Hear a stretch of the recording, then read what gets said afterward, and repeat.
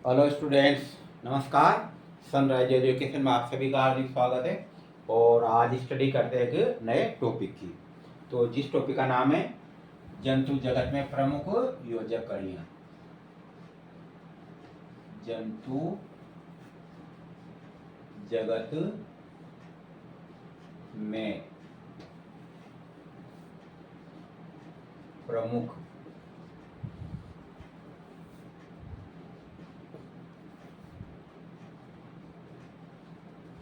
योजक कड़ियाँ।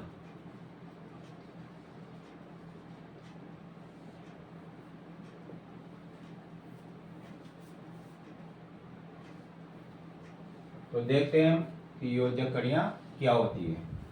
योजक कड़ियों का मतलब है जंतु जगत में जिनमें दो वर्गों के या दो संघों के क्या पाए जाते हैं, लक्षण पाए जाते हैं। देखिए, जैसे हम सामान्य स्टडी करते हैं जंतु जगत। जंतु जगत तो जंतु जगत को दो भागों में विभाजित किया जा सकता है। एक तो जैसे आपने नाम सुना होगा non core data. Non core data यानी इसका अर्थ होता है मेरुदंडहीन। इनको अपृष्ठवंशी भी कहते हैं। अपृष्ठवंशी। इनको अकशेरुक भी कहते हैं। अकशेरुक या अकशेरुकी। तो ये नॉन कोर डेटा था जिनमें रीढ़ की हड्डी नहीं पाई जाती है या पृष्ठरज्जु नहीं पाई जाती। क्या कहलाते हैं? नॉन कोर डेटा या फिर मेरुदंडहीन कहते हैं इनको। पृष्ठवंशी भी कहते हैं इनको, अकशेरुक भी कहते हैं। और दूसरे होते हैं कोर डेटा। कोर डेटा तो ये कहलाते हैं मेरुदंड युक्त। मेरुदंड युक्त। इनको पृष्ठवंशी भी कहते हैं, पृष्ठवंशी। और इनको कशेरुकी भी कहते हैं, कशेरुकी। तो इस प्रकार से जंतु जगत को दो उपजगतों में विभाजित किया जा सकता है। फिर जो है नॉन कोर डेटा को संघों में विभाजित करते हैं। संघों में, संघ, फाइलम।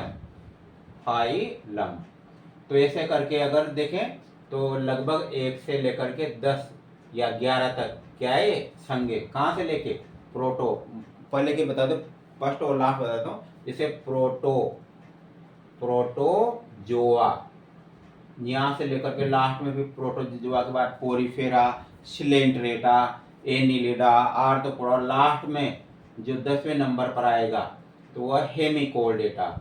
हेमिकोर्डेटा, हेमी का मतलब आधा, यानी कोर्डेटा से हुआ क्या था कि जब इसमें एक प्रकार से पृष्ठरज्जु पाई जाती है तो पृष्ठरज्जु की तरह संरचना पाई जाती है, मतलब एक तंत्रिका तंत्रिका की संरचना पाई जाती है। तो वह तंत्रिका की जो संरचना थी, तंत्रिका वलय, उसको वैज्ञानिकों ने क्या समझ लिया था? उसको पृष्ठरज्जु या रीढ़ की हड्डी समझ लिया था। इसलिए पहले इसके प्राणियों का वर्गीकरण किसमें कर दिया था? कोर्डेटा में। बाद में पता लगा कि वह न पृष्ठरज्जु है, नहीं मतलब ये रीढ़ की हड्डी है, वो तो एक तंत्रिका की एक समान संरचना है।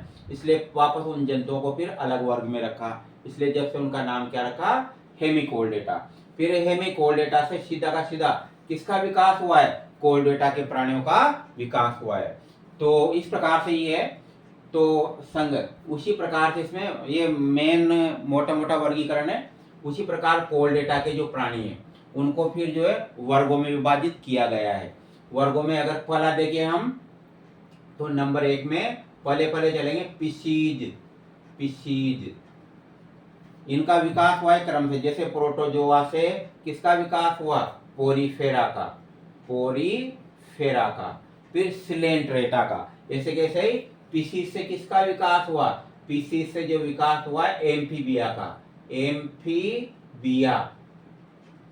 पिसीज का मतलब क्या है? मछली वर्ग के प्राणी, यानी मछली वर्ग। एम्फीबिया में मेंढक वर्ग आता है। और इसके बाद में फिर रेप्टेलिया का। रेप्टेलिया यानी कि सरीसृपों का विकास हुआ। रेप्टिलिया के बाद फिर विकास हुआ एविज का। एविज का मतलब होता है पक्षी वर्ग। और फिर इसके बाद विकास हुआ मेमेलिया का। मेमेलिया यानी कि स्तनधारियों का। तो ये 5 वर्ग है, इनका क्रमशः विकास हुआ है और लास्ट में जो है मेमेलिया है। इस प्रकार से ये है। तो आगे बढ़ते हम। योजक कड़ियों का मतलब है कि जिनमें 2 वर्गों के या 2 संघों के क्या पाए जाते हैं, लक्षण पाए जाते हैं, वो क्या कहलाती है, योजक कड़ियां कहलाती है। तो संसार में यानी कि जंतु जगत में बहुत सी ऐसी योजक कड़ियां हैं। तो उन योजक कड़ियों का आगे देखते हैं। और एग्जाम की दृष्टि से या कोई दूसरा जो आप कंपटीशन दे रहे हो उसके लिए जीव विज्ञान से संबंधित हो तो उसके लिए महत्वपूर्ण है ये। तो देखिए इसमें आगे नंबर 1 में पहला देखते हैं वायरस। वायरस तो वायरस जो है तो ये किसके बीच में, ये सजीव और निर्जीव के बीच योजक कड़ी है। सजीव व निर्जीव के बीच योजक कड़ी है, क्योंकि वायरसों में सजीव के लक्षण भी पाए जाते हैं और निर्जीव के लक्षण भी। तो देखिए सजीव के लक्षण क्या है, जैसे उदाहरण के रूप में देखिए वायरस पहले तो छड़नुमा या छड़नुमा भी हो सकते हैं या कणनुमा हो सकते हैं। यानी जैसे छोटे छोटे कण हैं, इनको देखा जा सकता है केवल इलेक्ट्रॉन माइक्रोस्कोप से और किसी से भी नहीं देखा जा सकता है। किनको, वायरसों को। जीवाणु को ही आंखों से नहीं देखा जा सकता है। जीवाणु को देखने के लिए क्या, माइक्रोस्कोप, कंपाउंड माइक्रोस्कोप या देखे। इस माइक्रोस्कोप के बारे में पहले देखें तो सरल सूक्ष्मदर्शी। दूसरा जो होता है संयुक्त सूक्ष्मदर्शी यानी कंपाउंड माइक्रोस्कोप। इसको सामान्यतः आवर्धन लेंस भी कहते हैं। देखा होगा आपने इस टाइप का डंडी युक्त जो वृत्त व्यक्ति अखबार पढ़ते हैं ना, वो उसी का लेंस का इसमें प्रयोग किया जाता है। संयुक्त इसकी आवर्धन क्षमता ज्यादा रहती है, इससे किसी वस्तु को 5000 गुना बड़ा देखा जा सकता है। संयुक्त सूक्ष्मदर्शी से प्रत्येक रूप से देखा जा सकता है। तीसरा देखने वाला जो सबसे शक्तिशाली पावरफुल यंत्र है वो है इलेक्ट्रॉन माइक्रोस्कोप। इलेक्ट्रॉन माइक्रोस्कोप बहुत बड़ा यंत्र होता है, जैसे सीटी स्कैन मशीन होती है या एमआरआई मशीन होती है, उसके लगभग जो होता है। इसमें किसी भी वस्तु को प्रत्यक्ष नहीं देखा, इसमें वस्तु का क्या बनता है, फोटोग्राफ बनता है। और दूसरा कोई भी वस्तु जैसे बिंदु दिख रहा है आपको, इससे इसका कितना बड़ा बन जाएगा, 1,00,000 गुना बड़ा प्रतिबिंब। 1,00,000 गुना बड़ा प्रतिबिंब बनता है। किसमें, इलेक्ट्रॉन माइक्रोस्कोप में। इसका आविष्कार किया था नील एवं रस्क नामक वैज्ञानिकों ने।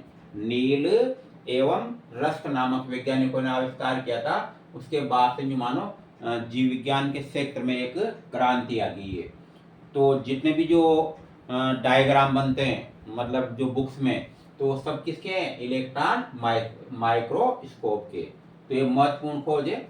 तो वायरसों को इससे भी नहीं देखा जा सकता, इससे भी किससे देखा जा सकता है, केवल इलेक्ट्रॉन माइक्रोस्कोप से देखा जा सकता है। तो ये कणनुमा हो सकते हैं, छड़नुमा हो सकते हैं, है ना, किस प्रकार के आकार के, लेकिन रवों के रूप में हो सकते हैं। जैसे नमक के क्रिस्टल पाए जाते हैं, शक्कर के जो दाने उस टाइप के आकार के हो सकते हैं। तो इनमें क्या है, सजीव और निर्जीव के गुण हैं।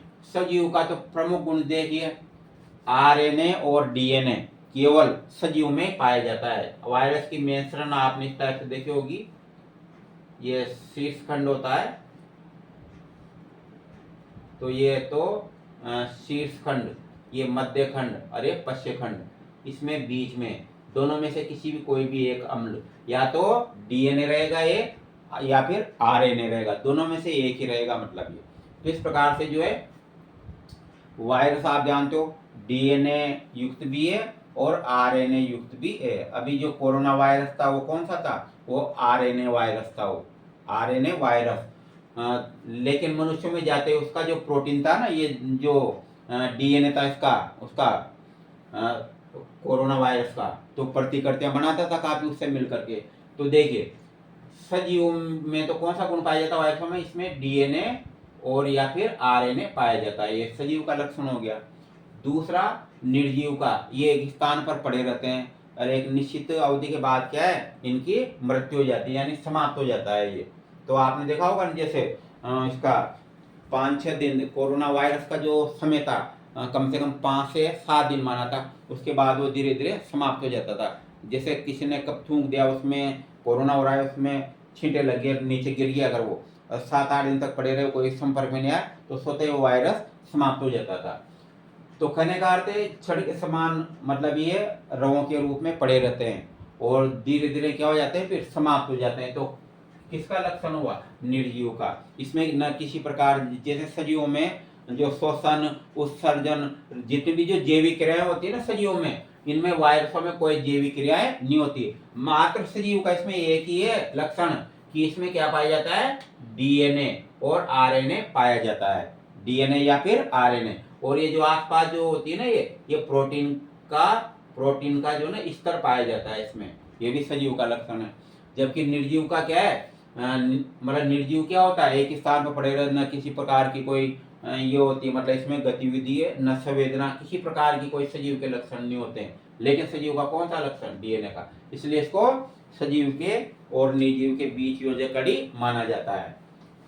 तो बाकी ये टॉपिक बता देता आपको कौन कौन से, क्योंकि ऐसे एक का बताया ना तो टाइम काफी लग जाएगा। तो मेन तो आपको उदाहरण याद रहना जरूरी कि वायरस ये जो है ना कौन कौन सी योजक कड़ियाँ। दूसरी है युगलीना, युगलीना। तो ये जो युगलीना है ये योजक कड़ी है पादप या पहले लेता सजीव यानी जंतु, जंतु प्लस पादपों के बीच योजक कड़ी है। अब आपने देखा होगा युगलीना इस प्रकार का जीव होता है, इसमें ये केंद्रक और इसमें ये सरना पाई जाती है सर, या कई बार आपने इस टाइप से आकार देखा होगा, यहाँ से ये कसाबिका निकलती है, कसाबिका, और ये पक्षमाबिकाएं पाई जाती है इसमें, पक्षमाबिकाएं। ये जो छोटी सरना तो रहती है पक्षमाबिकाएं, और जो लंबी ये सरना निकलती है ना ये होती है कसाबिका रहती है। ये इस प्रकार से इसमें एक केंद्रक पाया जाता है। और सबसे प्रमुख विशेषता क्या है इसकी युगलीना की, कि जंतु और पादप दोनों के बीच की योजक कड़ी है, यानी कि दोनों के लक्षण पाए जाते हैं। अब देखते हैं भाई जंतु के तो आपको दिख ही रहे, गति करता है, गमनशील है। ये जो कसाबिका है इससे भोजन को न्यूलन पकड़ करके और इसको अंदर ले लेता है, यानी चारों तरफ से घेर के उसको अंदर ले लेता है, तो इससे शिकार करता है। तो सजीव का तो लक्षण हुआ है। पादप तो अपना एकदम शिकार प्रत्येक रूप से गति करके नहीं करेंगे, जबकि ये गति करता है। उसका देख दोबारा पादप का, इसमें क्या पाया जाता है, हरित लवक पाया जाता है। क्या पाया जाता है, हरित लवक, इसलिए प्रकाश संश्लेषण की क्रिया करता है। तो प्रकाश संश्लेषण की क्रिया करना किसका अर्थ हुआ, पेड़ पौधों का। पेड़ पौधे केवल क्या करते हैं, प्रकाश संश्लेषण की क्रिया के द्वारा अपने भोजन का निर्माण करते हैं, जबकि जंतु क्या है, दूसरों पर निर्भर रहते हैं। हम जो है ना भोजन के लिए क्या है, पौधों पर निर्भर हैं। इसलिए याद रखिए कि युगलीना जंतु और पादप के बीच योजक कड़ी क्यों है, क्योंकि इसमें हरित लवक पाया जाता है, और हरित लवक के कारण ये क्या करता है, प्रकाश संश्लेषण करता है। तो दोनों के गुण ये हुए।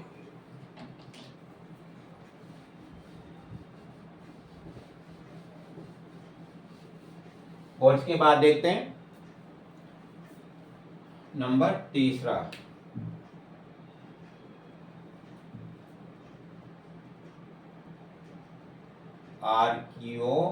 आर्कियोप्टेरिक्स। ये अभी उपस्थित नहीं, ये तो उपस्थित है, लेकिन ये वाला जो है ना, ये जो प्राणी है उपस्थित नहीं है, मतलब लुप्त हो गया है। इसका मतलब क्या है, मिलता है कंकाल मिलता है। उससे वैज्ञानिकों ने फिर इसमें दो दो जो वर्ग है उनकी खोज की, 2 वर्गों के लक्षण पाए जाते हैं इसमें पाए जाते हैं 2 वर्गों में। एक तो रेप्टेलिया के, रेप्टेलिया का अर्थ है सरीसृप, सरी सर्प प्लस एविज। एविज का मतलब होता है पक्षी। तो इस प्रकार से इसके अंदर दोनों के लक्षण पाए जाते हैं। अब जो ये पक्षी है देखो, मतलब इसका जो मिला मेन जो कंकाल यानी जीवाश्म मिले, जीवाश्मों से पता लगा। तो जीवाश्मों में जब इसकी संरचना मिली और उसको उसका जैसे डायग्राम बनाया गया तो उसमें पता लगा कि इसमें क्या थी, उसमें चोंच पाई जाती है। तो चोंच पाया जाना तो किसका है, एविज का है लक्षण है, क्योंकि पक्षियों में चोंच पाई जाती है। दूसरा, इसमें दांत पाए गए। दांत पाया जाना किसका है, मतलब पक्षियों में तो दांत होती नहीं, चोंच होती है, जबकि इसमें क्या पाए गए, दांत भी पाए गए। दांत पाए जाना किसका लक्षण है, रेप्टेलिया का है। दूसरा, इसके शरीर पर सल्क पाए गए तो रेप्टेलिया का लक्षण है, जबकि इसमें एविज में सल्क नहीं पाए जाते हैं। दूसरा जो है, इसमें जो पैर पाए गए तो रेप्टेलिया में पैर नहीं पाए गए। रेप्टेलिया में ना कुछ में पाए जाते हैं, जैसे मगरमच्छ रेप्टेलिया के लेकिन पैर पाए जाते हैं। तो उस टाइप से जबकि पक्षियों में भी पैर पाए जाते हैं और इसमें भी पाए जाते हैं, लेकिन दोनों के पैरों में क्या था, अंतर था। तो इस प्रकार से ये इनमें लक्षण है। एविज और रेप्टेलिया दोनों के लक्षण पाए जाते हैं इसमें। आर्कियोप्टेरिक्स नामक जो पक्षी था उसमें। और इसके बाद चलते हैं एकिडना और प्लेटिपस नंबर 4 में। एकिडना व प्लेटिपस, ये किसके बीच में, ये है रेप्टेलिया, रेप्टेलिया व एविज, सॉरी मेमेलिया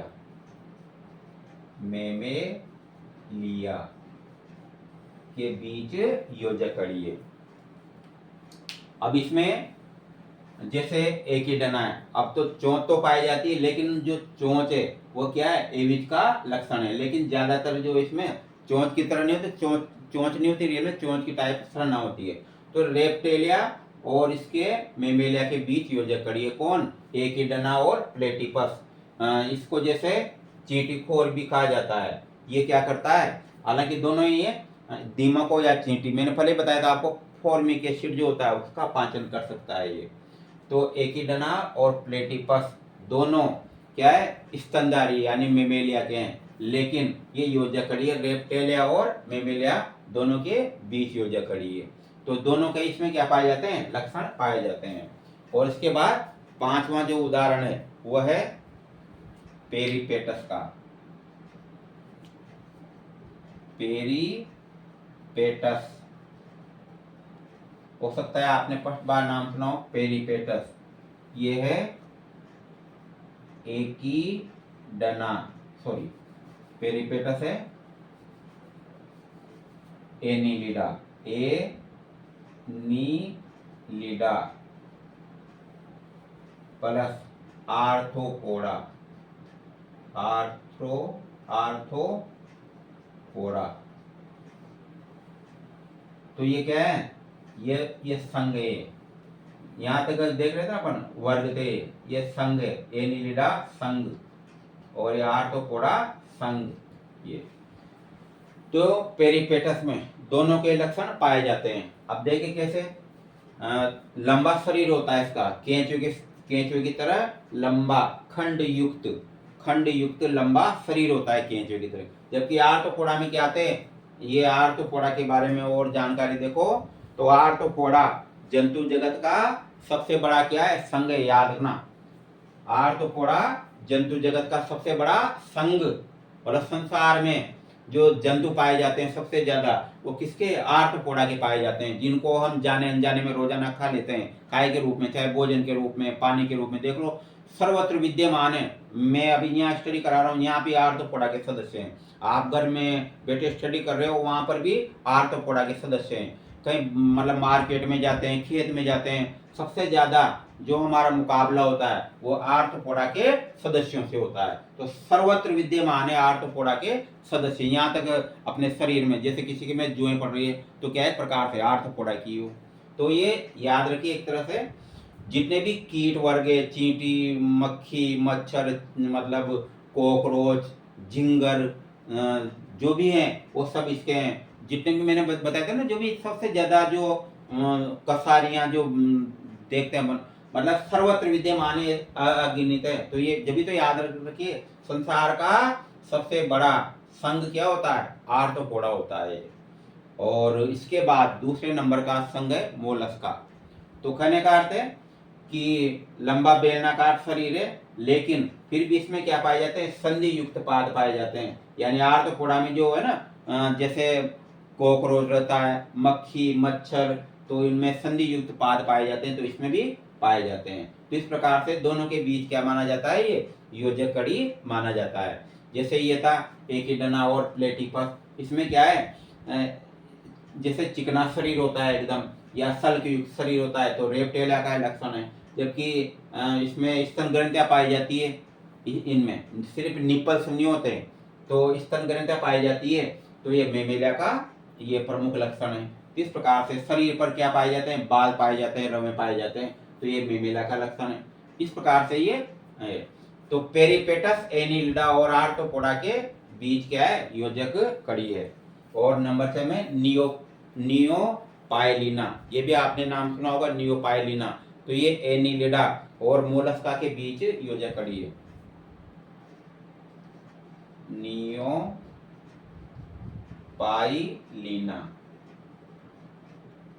एक समुद्री जीव है ये। तो याद रखना, नियोपाइलिना किसके बीच में? एनिलिडा और मोलस्का के बीच। एनिलिडा व मोलस्का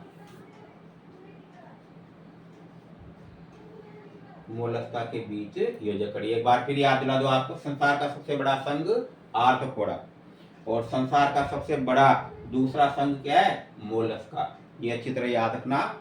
तो नियोपाइलिना एक समुद्री जीव है, तो इसमें एनिलिडा और मोलस्का दोनों के लक्षण पाए जाते हैं।